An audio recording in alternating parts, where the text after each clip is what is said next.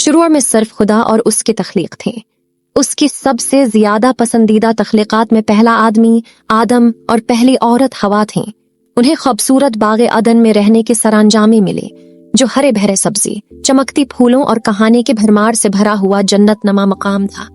آدم اور حوا ہم آہنگی سے رہتے تھے۔ خدا نے انہیں ان کی ہر ضرورت کو پورا کرنے کے لیے ہر چیز دی تھی، صرف ایک حکم کے ساتھ، وہ علم کے درخت کی پہل نہ کھائیں۔ تاہم ایک دن ایک چالاک سانپ نے حوا کے پاس آ کر اسی منع کردہ پہل کا ذائقہ کرنے کے لیے قائل کیا۔ یہ وعدہ کرتا تھا کہ یہ اسی خدا کی طرح دانا بنا دے گا۔ سانپ کے الفاظ سے لالچی، حوا نے پہل کا ایک ٹکڑا کھایا اور اسے آدم کے ساتھ شیئر کیا۔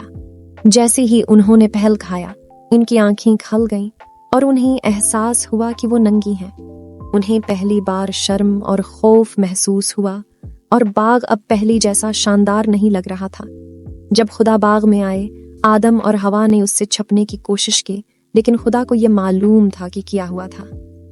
دل بھر کی خدا نے آدم اور حوا کو یہ بتایا کہ انہوں نے اس کی حکم کی خلاف ورزی کی ہے اور ان کی اعمال کی نتائج ہوں گے۔ انہیں باغ عدن سے نکال دیا گیا، جو ان کی جنت میں گزری ہوئے وقت کا اختتام تھا۔ باوجود ان کی نکالی جانے کی، آدم اور حوا کو تنہا نہیں چھوڑا گیا۔ خدا نے ان کی رہنمائی جاری رکھی، انہیں باغ کی باہر دنیا میں زندگی کیسے گزارنی ہے یہ سکھایا۔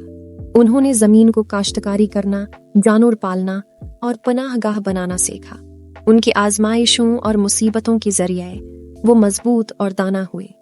آدم اور حوا کی کہانی نافرمانی کی نتائج کی یاد دلاتی ہے، لیکن خدا کی مستقل محبت اور رہنمائی کی بھی۔